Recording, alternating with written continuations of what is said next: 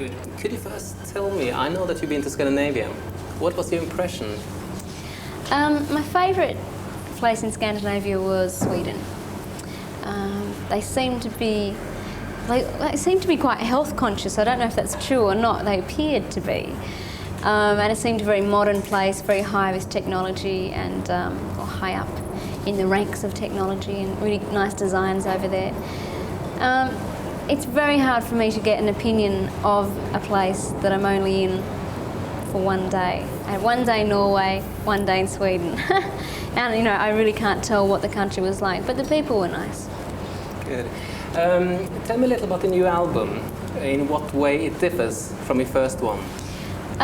It's called Enjoy Yourself, and it's quite different to the first album. I'm very excited, I can't wait till it comes out, because I know that I've progressed and Stockache and Waterman have progressed, and we're more used to working with each other. And the songs, well, it's a much more varied album. It's got a ballad, which my first album didn't really have a ballad. And it's got a 50s cover song, another 50s style song, a kind of jazz song, a couple of house tracks and dance tracks. So it's got a bit of everything. I think it's great. The guys have excelled themselves. Which track is your favourite one then? My favourite would be one of two, either Telltale Signs or Enjoy Yourself. Why? Telltale Signs is a very different song for me. It's a style of song that I really enjoy. It's like a cross between jazz and blues or something, but it's not. I mean, jazz and blues singers wouldn't fit if they heard me saying that, but it's got a bit of that feel, and I love that kind of music, so I was very excited. And when I was recording it, Mike Stock was saying, pretty much tongue-in-cheek, but saying, you know, make it your song, and it was really great to have a free rein and just do whatever I felt in the song. And Enjoy Yourself is just a great dance song. It's just lots of fun. Did you have more input on this album, since you know the producers more, you can actually talk? I felt more at ease to say what I thought, which was better. Still the same situation, they write the songs for me, I go in and record them. It's a very quick process. But I mean, I had more fun doing it. I was much more relaxed and more confident, and you know, doing the second album was difficult because to beat the first one, I thought, oh no, I'll never do it, but I really think we have, and you know, it's great to be a part of all that. Do you train your voice and take dance lessons and stuff? Because you seem to be better. I don't have time for either of those, but you know, dance lessons and so forth, I try and go dancing when I can. Rehearsals for film clips or for shows. I've been dancing a lot lately, rehearsing for these concerts and singing at the same time. So I sort of practice in that way, but I don't have time to go to lessons. I wish I did. I know, going back, that when you were 8, you started having this kind of pretend gigs in your bedroom. Could you tell a little about that, your first impression? Yeah, when I was about 8, like, I probably thought I was really hip and getting into music, and the most grooviest people around were ABBA, and I even had ABBA socks, which I admit it, I had ABBA socks. Okay, I did, and my friend and I used to dance around the lounge room and into hairbrushes or something or other, and of course I was the blonde one and she was the dark one. To be honest, I never even knew their names. And we just have our pretend ABBA concerts. Did you dream of becoming a pop star, or was it acting? That was I guess when I was about the same age as when Grease came out, the movie with Olivia Newton-John and John Travolta. And that was such a success. All the kids loved it. We used to just all do the Grease Lightning dance at school and after school and at lunchtime. And so I really looked up to Olivia Newton-John. I thought, oh wow, she's so skinny and she's so beautiful and she can sing and blah, blah, blah. Just what every other kid was saying at that time. So yeah, I mean, it's funny to think back that I was singing into hairbrushes, but I think every kid does that. But you started acting so early, when you were like 10. How did you get into it? And you remember your first day when you actually did your screen test? I can't. Yes, I can. I can vaguely remember the screen test. I remember learning a script to go in for the audition, and I really can't remember much of it. I've got a terrible long-term memory. But yeah, I did it. It was just one of those things. I certainly don't have pushy showbiz parents that were saying, come on, you know, go and do some acting. We'll make you a star. It was none of that. In what way did the kids at school react? Because you were TV, Yeah. which is everybody would see. I don't know. I guess they were a bit jealous. Probably picked on me a bit more. I can't remember. I think I didn't get too much hassle. How would you describe yourself as a teenager? As a teenager, I was pretty quiet. Yeah, not very confident. Didn't like school. You know, had boyfriends. Went out to the pictures. Very normal. You know, we started showing Neighbours in Scandinavia. Could you tell me the best memory you had from those years? My best memory from Neighbours would be, this won't apply to the Scandinavians for a long time because it's a fair way into the show, but my brother comes into the show, not my real brother. Craig McLaughlin plays Henry, which is Charlene's brother. And he was a real clown at work all the time, and on April Fool's Day, we said, okay, let's get Craig because he's always playing tricks on everyone else. So when he got to work, we all went, oh, like, you were called in an hour ago, and like, you can never afford to be late on set because there's so much to do. So he was into the makeup chair, makeup on, hair done, dressed and out, and he was really panicking. And there's this really nasty character in the show called Mrs. Mangle, and everyone hates her. And the lady that plays Mrs. Mangle is the quietest lady, she's very, you know, demure. And she said to Craig in the nastiest way, you've got no right to hold everybody up, and really scared him. And then when he got in and everyone said, April Fool, he was so stroppy the whole day. It was good to get him back. I know that your sister, Danny, is following in your footsteps. Yeah. Is she doing a soap and planning a career? She's done some recording in New York. She's recording an album very soon. And yeah, she's joined the cast of Home and Away, which is a series that is shown obviously in Australia and in England. Does she ask you for advice, career advice? Not necessarily, but I did go through her audition script with her when she went for the show she did before that. And I think she knows from seeing what I did with Neighbours how difficult it is. I mean, she knows what she's letting herself in for. You know, you're traveling so much and so on. I read all about this, that you work yourself sick. Is this true, or is it just kind of like, you know? No, the press love to say that I'm anorexic and I don't eat, and you know, I'm having a nervous breakdown. But I mean, it is very exhausting traveling, and it's lots of hard work. And sure, I get sick like anybody else, but no, I'm not on my deathbed. What is this about you being scared of flying? No, I don't like flying. I'm not a very good flyer. I get all nervous. What is the funniest thing you read about yourself? Funniest thing would have to be that I'm an alien. And secondly would have to be that I've been to a hypnotist 6 times. I only paid my bill the first time. And the reason I'm anorexic, which I'm not anorexic, is that I died of starvation in a previous life during the potato famine. They're the best stories I've read. They deserve medals. Did you ever wanted not to be famous when, you know, you have people around you all the time? Yeah, I mean, there is good and bad sides to everything, I guess. And with what I'm doing now, it's great to be successful, and I'm really pleased with what I'm doing. I enjoy it. And the drawback would have to be loss of private life. And at those times, you know, sometimes you read those press reports and you think, oh, give me a break, you know. I wish I was just a checkout chick down the road and I wouldn't have any of these problems. But, you know, I'm sure the checkout chick down the road has problems as well, so everyone has to deal with them in the best way they know how. Is it hard for you to relax when you finally have some days? Or you... Yeah, it is, because I'm working at such a fast pace, like this all the time, and I've got to get there, and I've got to have a photo session, interviews and TV or whatever.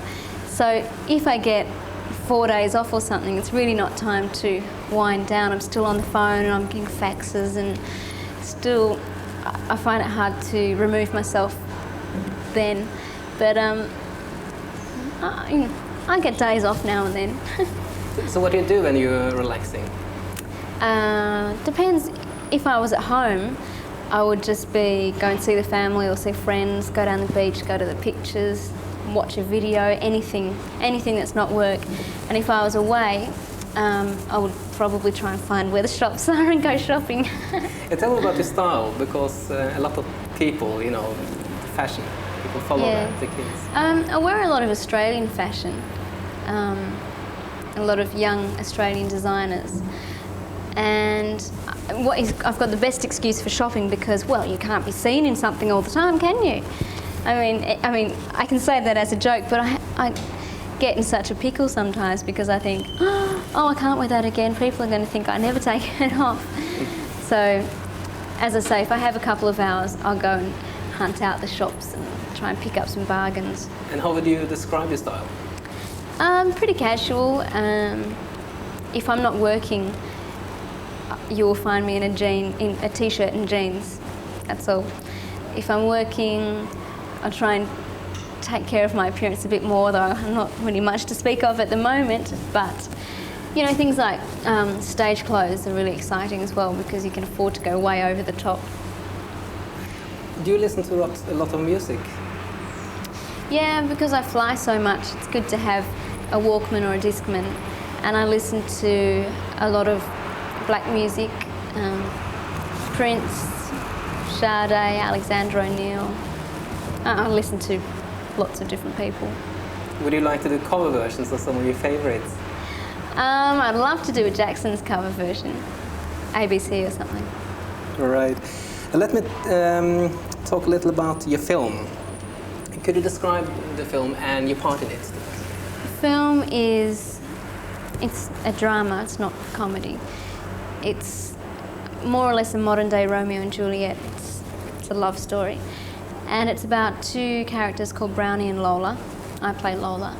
And it's set in the 50s, and it's about these two kids that fall in love and they struggle to stay together when all these different authorities don't want them to be together because they think that spells trouble. And you know, in the 50s, if you listened to rock and roll and wore bright bobby socks, everyone thought you were a delinquent. I mean, what I hope comes across in the movie is that before the 50s, there wasn't really dance music. So, I mean, the 50s was such a revolutionary time, you know. They had got Laminex and TV and all the things that we take for granted today. So the movie, it has a lot of drama, it's got tragedy, it's also got comedy. It's a very nice story. And even though it is set in the 50s, it's still relevant to kids today because all kids fight with their parents. They want to run away from home, you know. It's a good story. What was your hardest scene to do in it? Oh gosh, I had a few difficult scenes. The ones that I thought would be the hardest, I probably was so worried about them they actually turned out being easier than ones that I didn't think twice about. It really developed me more as an actor, and I discovered new things about myself. I mean, trying to play a part, a character who's had experiences that I haven't had, I had to just try and imagine what that would be like, or you know, draw from different experiences that might add up to the same experience. So it was good. I mean, it's very hard work, and I don't know how the film will turn out. I haven't seen the finished product. There's still some post-production to do. So fingers crossed that it will be very good. Were you scared making the movie because it was it's a good part? Bit daunting, yeah, because being my first film, there's very high expectations of me, and I know I'll get criticised a lot, no matter how good my performance is. So with that set aside, I just tried to do the best job that I can, and I'm proud of what I did, although I do look back and think, oh, you know, I wish I'd done this and that. But that's the best I did at that time, and it's another step. How was it working with Charlie Schlatter, and how did he become involved in the project? The producers were after an American to open up the American market, so the storyline was altered to accommodate that. And Charlie was great fun. He was just the craziest person on set, you know, always mucking around and cracking jokes, and he really kept the set alive. What is David Bowie's involvement? Very little, actually. I guess he was so busy doing his Tin Machine album and tour that he wasn't quite as involved as he would have liked to have been. he wanted to meet me before production began to, I guess, to see if I could act, see if I was up to scratch. And then we proceeded with production. And I really don't think he's been too actively involved, but he must have some, must want to be involved in some way, because he really was into it at the beginning. Did you need to do a screen test? Yeah. Yeah. What did you do? I did 3 scenes. Did a couple that I'm not sure if he chose them or the director chose them, and one that I chose. So, you know, it was a balanced composition. You also had your 21st birthday during the filming. That was a bit of a pain. I had to fly back and fly from Brisbane to Melbourne and then back again, which is a 2-hour flight. And in the middle of filming, I couldn't really let loose and, you know, go crazy on my birthday. But that was good. A few of the people from the cast came down, or Charlie came down, and a guy that was driving us up there came down to Melbourne for my party, so it worked out well. Great. Could you tell me your favourite films and why? My favourite film is My Life as a Dog, which I think is Swedish, is it? Yeah, it is. Yeah, that's my favourite film. I saw that in America. I was with my family there, and we went to this little dive of a movie house, this little 50s place, and they were having a double feature on, and My Life as a Dog started. We didn't know anything about it, and there were subtitles, and we all went, oh, groan, subtitles, oh no, what have we let ourselves in for? And it turned out to be the best movie. I just love it. I mean, that kid was so cute. What about actors? I admire a lot of actors. People like Deborah Winger, Jack Nicholson, all the greats. How often do you go to cinema then? Not very often. I find it's the same with most people. You don't go to the cinema for ages and ages, and then one week you'll go and you'll remember how much fun it is, and then you'll go like 3 times in 2 weeks or something, and then of course you won't go for another couple of months. So I haven't been in a while. The last time I went was to the Batman premiere. Right. What did you think of Batman? I thought it was good. It's a shame that with all the hype, you sort of came out thinking, oh, you know, but I think if you take it just as a movie, it was a good movie. If you forget all the hype. Right. Let me change the subject to how do you spend Christmas? Christmas is like this studio, it's boiling hot. Although last Christmas it was warm, but it was raining. It was really tropical. It's very strange. So I know that people over here just can't imagine what a hot Christmas would be like. Most people think that all Australians go and have Christmas down on the beach and have a barbecue and put prawns on the barbie, but it's not quite like that. We still have Christmas trees like with fake snow on it, you know, and all the Christmas cards have got snow on them. So we celebrate it much in a same style that you would, but we just don't have the snow. So, what would be your best Christmas memory? Do you remember one? I've got one really vivid Christmas memory, because I got a pram that year and I was really excited. Must have been about 7. And I got this dolly pram, and actually the same day I was collapsing the pram down. I got my fingers stuck in it. So my dad had to lift the pram up, and I was crying and crying and crying. So I guess that's why I remember that Christmas, come to think of it. What about buying Christmas presents? Do you spend a lot of time doing that? I love getting Christmas presents, and of course I try and get super organised every year, but every year I leave it till the last minute and rush around and think, oh, I don't know what to get everyone. But it's quite annoying, because when I'm travelling, I see things that would be great for presents, but it's just a bit awkward to carry them all the way back to Australia. So I'll try and keep that in mind this year and look for small presents. Do you always spend it with your whole family? Or? Yeah, we have a big Christmas. We have my immediate family, which is mum and dad and my brother and sister. And my mum has 2 sisters and 3 brothers, and they've got kids and the grandparents and, you know, cousins. And so we have a big Christmas day. Do you walk around the Christmas tree, things like that? Around the Christmas tree? Yeah, that's what we do in Scandinavia. No, no, Christmas trees are normally stuck in the corner of the room. Also, one other thing, what does the 80s mean to you? I mean, now at the end of the 80s. If I was to look back on the 80s, it would be probably the best years of my life because it signifies all my teenage years and all my career has happened in the 80s. I guess that's it. It would mean really special, a very special time. Some people compare or say you are like the 80s Doris Day. How do you feel about that sort of? I don't know. I don't know much about Doris Day. Okay. I guess that's a compliment. Yes, it is.